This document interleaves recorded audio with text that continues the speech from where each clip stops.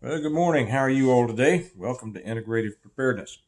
I want to ask a question because I want to talk about technology and preparedness. And the question that I want to ask you is, should preparedness people, most people call them preppers, I call them PMPs, preparedness minded people, those who really prepare for any eventuality, who prepare for the future and whatever the future might bring us. Should they embrace technology or should they resist it? And that's quite a question. I think that I see that most people resist it, to be honest, and I think that could be a problem. And I'm going to say right up front that I am as resistive to technology as anybody else, probably because I don't know much about it. Those of you who know me, and if you don't, if you're new, I will tell you right now that I am a dummy when it comes to technology. I don't know how to turn on my own television set half the time because I'm not even going to I got a smart TV. Uh, I could tell you a story that'd make you laugh, but it'd take too much time. I admit it. I know how to use my phone to answer phone calls and record and talk to you all. And I know how to drive my car, although I don't know what most of the buttons in it do. And that's it. However, uh, I have been looking into technology more and more because I believe that you need to be prepared for whatever is coming. That could be a return to the 1850s where we have no technology, an EMP hits, a grid down, whatever like that. And that's what my books are about, right? And I could do very well in that world and might prefer it. Uh, but what if that doesn't happen? This morning, I just put up a video on the Patreon channel, and it was a video.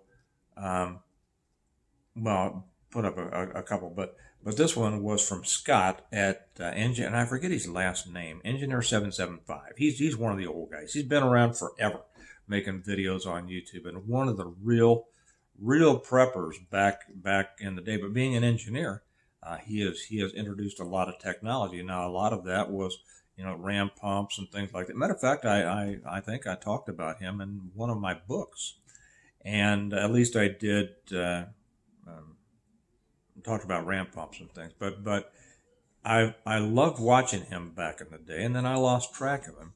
And recently, something popped up, and I saw that he had made one on solar. And of course, he's been into solar for a long time, and many of you are too, right? And that's technology, right? It's technology. Was solar? Remember this? Was solar all that when it first came out? No, it wasn't. Had a lot of problems, right? But now a lot of people are actually depending on solar. That's something to keep in mind. But anyway, he had one on EVs, and so I watched it. And I have always been resistant to EVs, electric vehicles. By the way, I should say, I meant to put this in earlier. I never thought I'd be able to say this, but as of today, we are caught up in mug shipments. The last bunch for everybody who has ordered their mugs, not this one, you can't get this one unless you came to the first Stone Mont Integrated Preparedness Gathering. I just happen to be using this today. We've had so many people order. The shop placement is everything, and the regular Stone Mont mugs and everything. We were just buried, and the last of the last orders got printed up and boxed last night, I see, and they'll be headed to the post office today. So I'm finally caught up, and I haven't talked about the mugs for a while because I didn't want to until we got caught up, but finally caught up. And we're expecting the next load of books in pretty soon for those of you who have recently ordered books and are waiting on them. Just wait a little bit more and they'll be on their way. So back to this. And Scott, I will say, on Engineer 775, was one of, I think he was with, what is his name? Dave Kobler, who is Southern Prepper 1. I believe those two were partners, either as the judges or the ones who kind of developed or gave the idea or whatever to what was it? What was that prepper show that was out there? I forget what it was. Disaster. It wasn't Disaster Preppers. It was Doomsday Preppers. That was it. Doomsday Preppers, which really is the show that brought preparedness into the mainstream, right? That and the zombie show. I forget what that was called. Um, but anyway, Scott is an extra sharp guy. So as I said, when I posted his, when he talks, I tend to listen. Now, what he showed on his was that he bought a Porsche or Porsche, depending on where you come from, um, and got a great deal on it. And of course, got all the EV discounts and everything like that. But he was showing how he was running his Porsche off of, and it has good range, it has good power, it has good everything. Um, how he's running off of his solar array at home. So he's after you buy the vehicle, he's driving for free. Now what's my point here? I'm going to cover a little bit of this, but really, what I want you to do, if you're really a serious PMP, preparedness-minded person, you need to consider this. Now, I know that whenever I put these out, I will get, you know, comments like, "Well, in the present situation, it's just not viable." We're not talking. Well, in the present situation, it certainly is viable for Scott, and he's a guy who takes things right through everything. Right? I mean, he's an engineer. He has an engineer's mind. If it's not going to work, he's not going to say it's going to work, and he says he loves this, and he's actually doing it. A lot of the pushback that I get from people are from people who don't have EVs and have just heard some horror stories and things like. And I don't have a dog in this fight, except that I'm starting to consider this. Okay, so let me get back to this, and I'll say something else too. I just took my daughter, had to go pick her back up. She went in early for volleyball practice and got sick, and I had to go pick her up, and it was right in time that everybody was dropping their kids off at her school. It's a middle school. And I'll bet you, and I noticed because this had come up, I looked around, and I'll bet you just in the drop-off line for school, I bet there were 20 Teslas. 20 Teslas. The reason that I say that is because that's the kind of area I live in, and that gives you an indication of how many people I know who have Teslas, and every single person that I know loves it. Okay, so this is just kind of to give you a little information, because most of the reasons that people are against these things is because of something they've heard. Okay, well, I've heard this, and I've heard that, and I've heard this, and I've heard that. And that's why I was against them also. And I had to back up and say, well, now, Steve, that, I mean, when I was an old police investigator, I didn't make a case on what I heard, right? I had to make cases on what I was able to develop as evidence, and hearsay is not admissible. So that made me start wondering about this.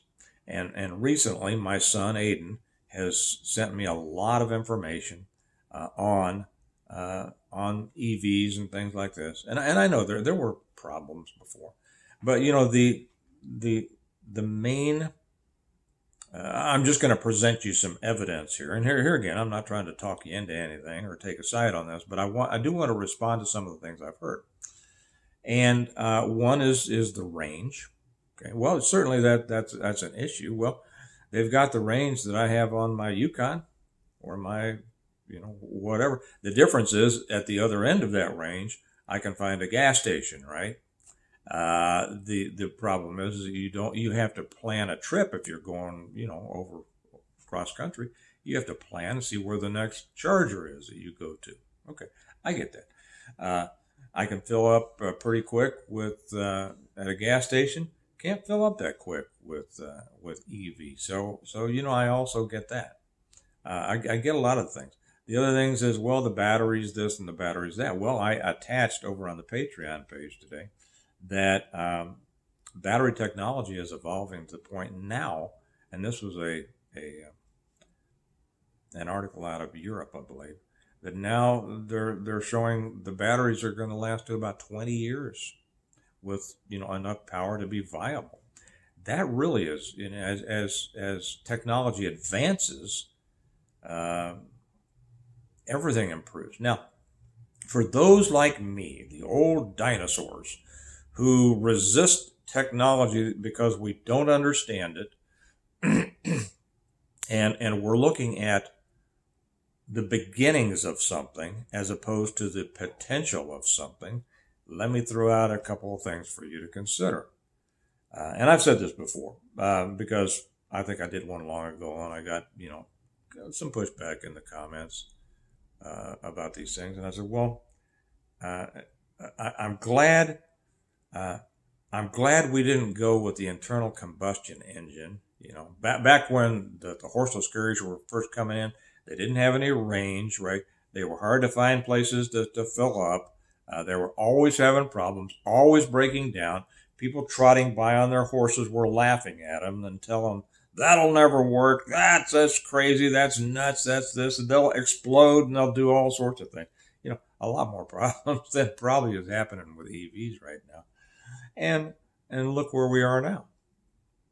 And those of us who kind of eschew, that's just a fancy word for disregarding, avoiding all that technology. If we look around us, I'm talking to you on something that a lot of people made fun of years ago, right? You're watching me on something that nobody could believe.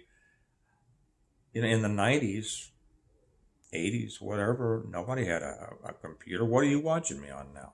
And people will say, well, that's stupid. That'll never happen. I mean, to get 5 gigs, even if they talked about gigs back then, they weren't even talking about gigs. To get a little bit, you need a computer that fills an entire room, and it has to be kept at a certain degrees, and you have to put 50,000 individual cards. You remember those? Most of you, well, some of you might, those punch cards or whatever they were that you had to put in a computer to make it work, right? In order to get it to say 2 + 2 = 4. And people made fun of it. Never going to happen. Never. And now our world runs on it, right? Your life runs on it, I'm sure. If we look at the technology that we enjoy now, your vehicle, the vehicle that you say is so much better than an EV, and maybe now it is. I don't know. People laughed at it a long time ago, but you wouldn't trade it for the world, right? No. I love my Excursion. I love my Yukon. It's great, but it's technology. And it's technology that has developed from the beginning, and it improved. Aiden was, as my son, Aiden told me, because he was telling me all about Teslas, and he says, the drivetrain only has like 40 moving parts. And when he started explaining to me how much simpler a Tesla is, and I have no idea whether this applies to other EVs. I don't even know. Is the Prius still out there? I don't even know. But when I think about that, well, gosh, how many moving parts does my Yukon have? Okay, and I have to take it into the mechanic every now and then, right? And Engineer 775 says the same thing. Well, yeah, but when the battery goes out, it costs a lot of money. Well, I've replaced an engine in my Expedition. I've replaced a transmission in my Yukon. I mean, these things do happen, right? Whatever you have, it's not like you're going to get away from being able to fix stuff. And you have so much fewer things that can go wrong. And say, I'm not pushing Tesla. That was just the one that everybody knows. Okay, I think this one that Engineer 775 had was really cool. This Porsche, man, that was cool. That was a cool. I suggest if you're with us on Patreon, watch that thing. And if you're not, just go look it up, Engineer 775. If I like being able to hit the switch and have lights on in my house. I like to be able to. Somebody had sent me something. I'm going to make a video on it. Uh, and and and he says, "Man, I'm glad what you're talking about this stuff." I don't want to live, in the woods. I don't want to live in this. I don't want to poop in a bucket. And my wife says, I forget what he said, but neither does my wife. We don't want to poop in a bucket. Well, yeah, I get that. Toilets are technology. Indoor toilets. There was a day that nobody could believe. They thought it was the worst, nastiest, grossest, most unbelievable thing to actually put a bathroom inside a house. Well, because up until then, an outhouse had just been fine. They couldn't believe you're going to poop inside your house. You see, that's the kind we have to remember, that everything that we take for granted now that has worked out well started with something that nobody would believe, nobody would consider it, nobody would do anything about it, whatever. But they got established, they improved, and now they pretty much, we rely on a lot of it. Now, part of our preparedness is to enable us to live in case all that goes away. And that is an important part of preparedness.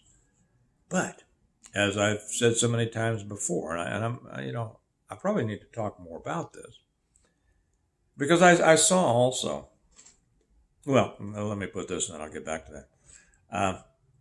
We need to also think about, what if the world keeps going, we don't get hit by a CME or an EMP or a grid down or a cyber attack. What if it keeps going and we continue to live in a world of increasing technological development?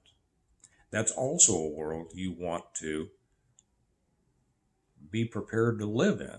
Now, one of the reasons I think a lot of people like me, maybe you, resist it is because we're not comfortable with it, right? We're not comfortable. We're comfortable. We can go out in the woods and live, right? And some of us even enjoy it, even if our wives don't, but and enjoy it. But so that makes that attractive to us. But that may not be the world that we have coming our way. And and I'm sure most of you are much smarter than I am when it comes to technology. I'm sure all of you can turn on your own TVs. Yeah, I have to call for the kids half the time. What's going on? Which button do I push?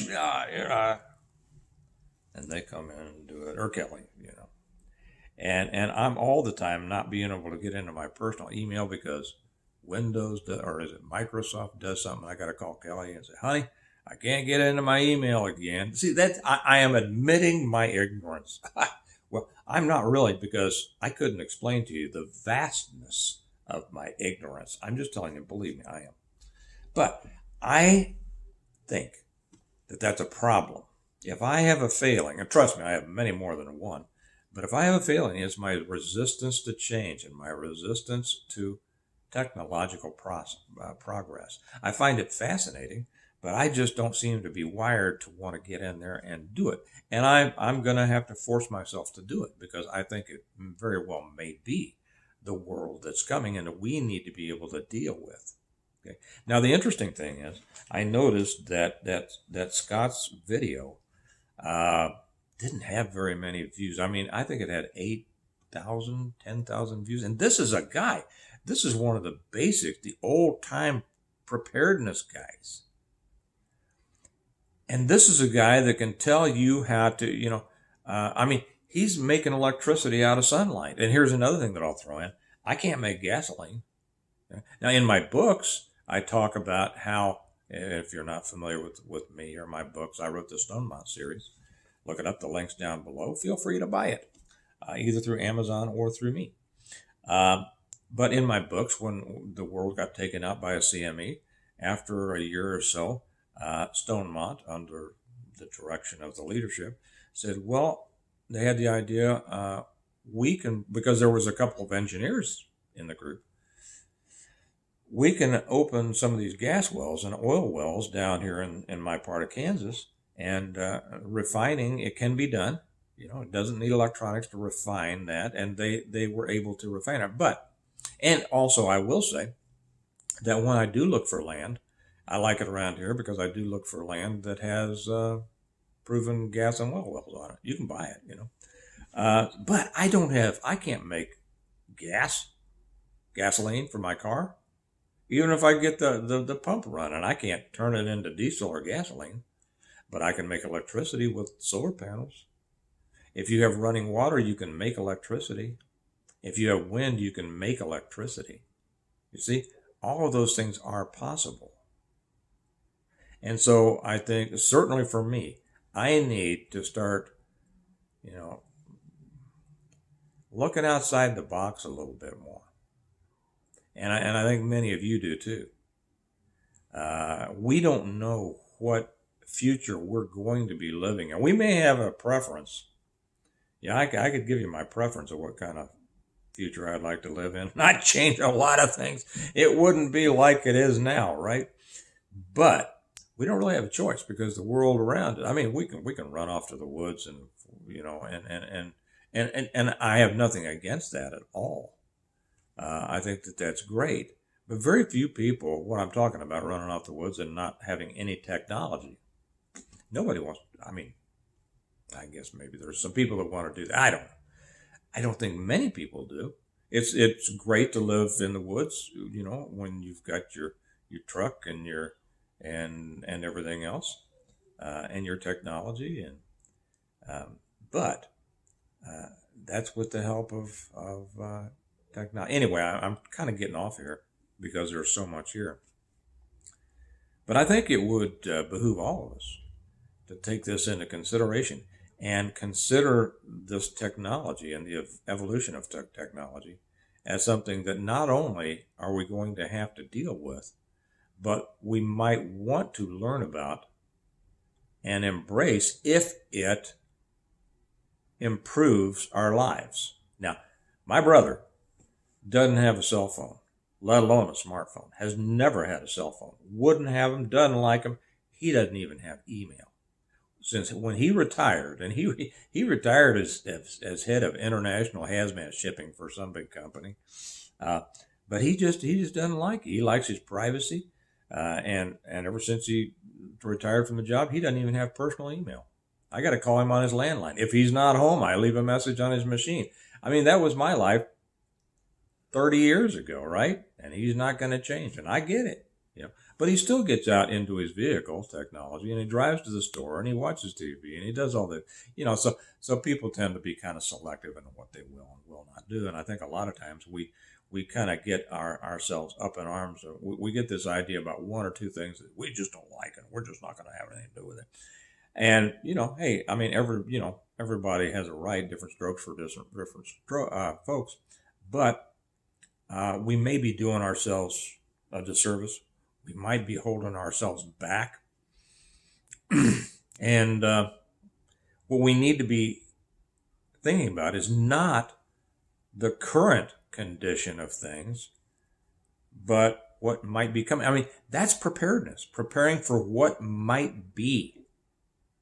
And so I'll be interested to hear your comments on this, especially on the Patreon channel. I'm not so much interested in comments that are just so, I would never do that. That's not, come on. Okay. Don't. If you don't want to, don't. But this is my advice. Actually, the reason that I put together a channel was to give advice, right? First, to give advice to kind of explain my books and things like that. And there's enough people out there giving advice about how to live in the woods, right? Oh, what I started to say, and then I'll pick this back up, was interesting to me that Scott's video only had like 8,000 or 10,000 views. Unbelievable. This guy ought to have 300,000 views on anything he does, because he's actually showing you how to be self-sufficient. And isn't that what we're supposed to be working towards in preparedness? And then I'll look at other channels that are just telling you how horrible things are and be afraid of the hurricane and all that. And they got hundreds of thousands of views. which shows you that the people who just want to be scared of things far outnumber the people who really want to think about and apply themselves to the question or the problem of what could be coming and how do I really prepare for it. And you know what? Here's going to be an indication. Because there will be at least one person come on here and make this. Well, if a hurricane came, do you see what happens to EVs when they're covered with water? They start fires. Okay. What happens when a car gets flooded? Well, it gets cleaned up and sold with a salvage title to some unsuspecting dodo head up in Minnesota, right? So we have to stay away from kind of these knee-jerk reactions and take a broader look at what is coming. What might the world be in a few years, 5 years, 10 years, 20 years, for your grandkids? And at least inform ourselves. The refusal to inform ourselves, I think, is what gets in the way of a lot of us. And it's only because of my son, who has kind of kicked me in the seat of the pants. And he did it in an interesting way. He just started telling me about this stuff. I found it fascinating. So I'm a neophyte at this, but I'll tell you what, my advice is this, that we need to consider these things. And so that's why I put that up. And again, not is it the total answer the way it is today? Well, that's not the question. Because if you had asked that about the internal combustion engine in 1905, the answer would have been absolutely not, want nothing to do with it. Okay, on the part of most people, except people who had the vision. So I think we can learn from that, right? Okay. Well, anyway, I'm getting back to writing now, and be shipping out those mugs, waiting for that next book order to come in, and going out and putting up Christmas lights and having a great day. And I hope you do too. Every day should be a positive day. You should do, I'll give you this last little piece here of positive living. You should wake up every day excited about your day. Excited to get up and at it. And if you're not, I hope that you will find something that does that for you. Okay. All right. Have a good day. I'll be interested in your comments. Remember that we prepare well. You can, even though you can't buy this if you didn't come to the gathering. Oh, by the way, I should say this. No, I can't say that yet. I have decided on the date for next year's. But as it says on the reverse of the Stonemont Gathering mug, we prepare well today in order to live well tomorrow. So remember, preparations is a matter of considering all possibilities, all options, and informing ourselves, and then making informed decisions.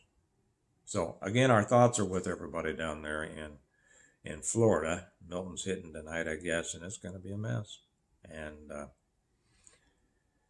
And we'll hope for the best, and they have our prayers. So we prepare well today in order to live well tomorrow. And I'll talk to you later. Bye-bye.